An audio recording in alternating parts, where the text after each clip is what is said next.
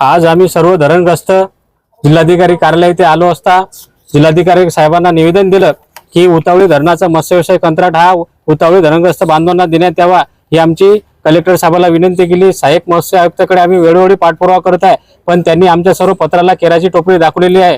त्यामुळे आम्ही हताश होऊन सर्व जिल्हाधिकारी कार्यालय येथे आलो। येत्या 15 ऑगस्टला आम्ही सर्व सहाय्यक मत्स्य आयुक्त कार्यालय, सहकार ऑफिस आणि कलेक्टर ऑफिस यांना ताला ठोकून आम्ही आंदोलन करणार आहे। करिता आम्ही कलेक्टर साहेबांच्या निर्देशाला आणून दिलं।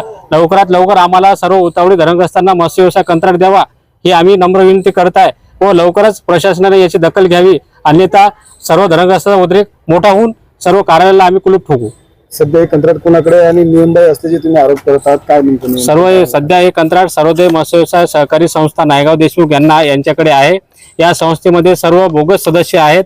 या संस्थेचे 50% सदस्य हे मृत्युमुखी पडलेले आहेत व मृत्युमुखी पडलेले असताना सुद्धा सहाय्यक निबंधक आणि मत्स्य आयुक्त याच्यावर पडदा टाकत आहे।